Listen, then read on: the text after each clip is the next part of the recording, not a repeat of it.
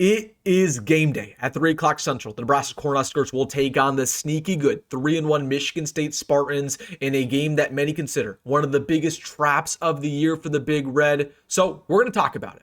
The importance of this matchup, all the implications, win or loss. It's deeper than one ball game. What we need to see from the Huskers today, all the non-negotiables, where we go from here, no matter the result, and so much more. So really quick, this is going to be a fiery pregame video. Hit that like button if you're fired up about today. And also, if you're a diehard Nebraska fan and you're not subscribed, what are you waiting for? This is the only place you can get daily content on Huskers. It's no brainer. Take 2 seconds. Hit that subscribe button. Thank you so much. But without further ado, let's get into it. Simply put, when we're looking back on this year, in December and January, we will circle the Michigan State game as likely being the most important game on the schedule. That really defined the entire 2025 season. Not because Michigan State is the best team on our schedule. They're not even close. They're no Michigan. They're no Penn State. They're not even in Iowa. But it's deeper than that. You go back to 2 weeks ago, the last time we played at Memorial Stadium, we got hit in the chest, in the belly, and we got knocked down. We lost to Michigan in a very close ball game, a ranked battle. We were so close to getting the monkey off our back, and yet it was a strict reminder how far we really are. And there was a lot of pessimists, a lot of people calling for heads, calling for players to get benched, calling for Matt Rule. All of that's gone. It's 2 weeks ago. It's in the past. That game, that loss against Michigan will not define us. However, what will define us is how we respond versus Michigan State. Are we going to get back up? Are we going to swing a couple punches? Are we going to get the big victory? Or are we going to stay down, do what we always do, start slow after bye weeks, get upset, and potentially have some tough conversations? We will be defined based on our performance today, not against Michigan. And it's especially important when you look at the future of our schedule. Let's look at the next 3 games. You play Maryland. Yes, they're undefeated right now. They have a tough game today, but again, they're 4-0. And they got a tough quarterback. But with that all being said, you should beat Maryland. You play Minnesota after that. They got some talent, but you should beat Minnesota. And then you play Northwestern. That's a dub. If you can beat Michigan State today, it is a very real possibility you go 3-0 after that, and you are going into USC, potentially a ranked battle, at home, 2 days after Halloween, 7-1. With the real opportunity to get the monkey off your back, the real opportunity to get back in playoff talks. But it all starts today. The USC game, we shouldn't be focused on that right now. We should not be focused on any other week. We need to be focused on Michigan State. We will be defined how we perform today. But with that being said, Michigan State, they have a lot going for them. This is not going to be an easy ball game. Now, I'll start things off. I do not think Michigan State is a perfect team. And I also don't think their record is reflective of how good they really are. They're 3-1 right now. And usually you'll hear people say, oh, they're better than the record. They should be undefeated. They should be a lot better than that. It's the exact opposite of Michigan State. They're 3-1. They probably should be 2-2. They probably should be 1-3. They struggled against Boston College. They struggled even against a Youngstown State. But with that being said, they have talent. And they are waiting for their emergence, their breakout moment. They have Aiden Childs, who is a dual threat quarterback with a rocket arm, one of the best transfer quarterbacks coming out of Oregon State just a couple years ago. They have multiple high-profile wide receivers in Nick Marsh and Amari Kelly. They have a defensive line that can stop the run consistently, and they have a head coach who's waiting for his breakout moment, very similar to Matt Rule. It's a trap game. And I could very well see Michigan State, who's also coming off of bye week. They're prepared, they're rested, and they could shock Nebraska, at least at the very start of the ball game. But we got to adjust, we got to fight back, and we got to give them the final blow.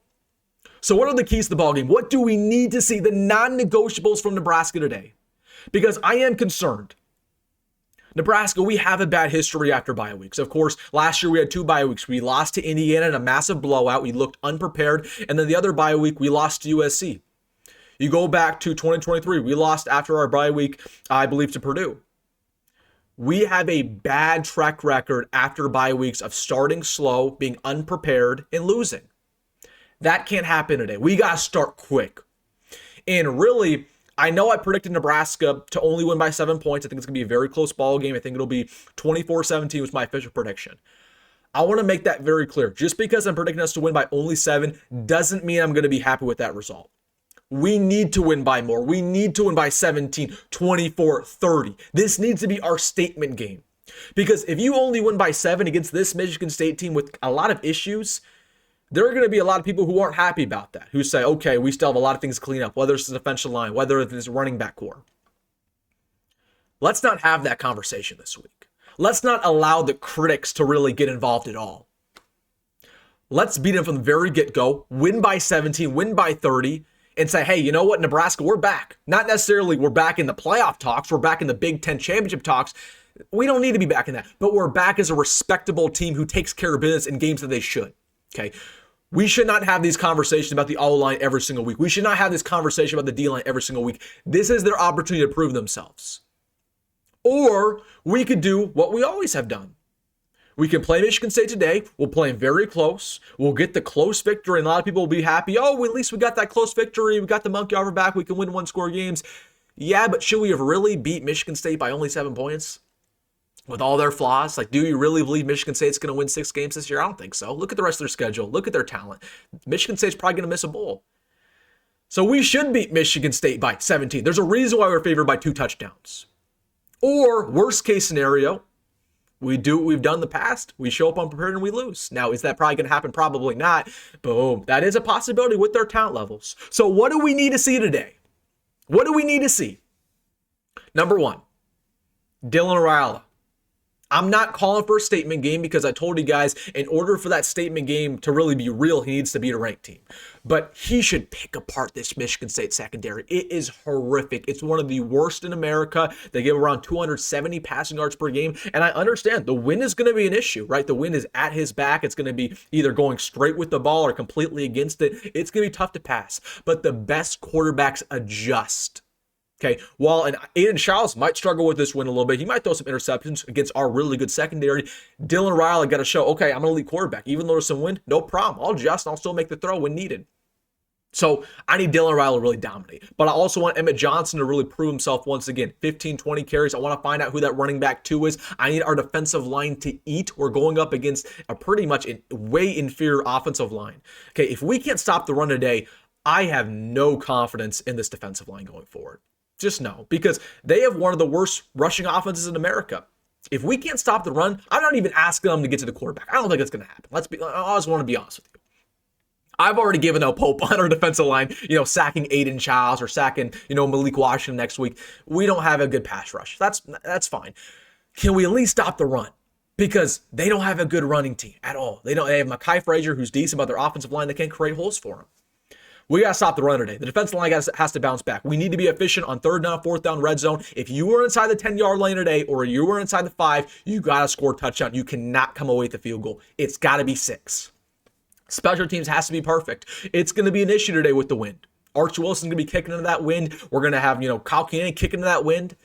We got to be perfect. Shouldn't impact anything. And last but not least, here's what I need to see. Chunk plays. I feel like a broken record. Chunk play, chunk play, chunk play. When will the chunk plays happen? Mark my words. The team with the most chunk plays today, the plays of over 20, 30 yards, that team will win.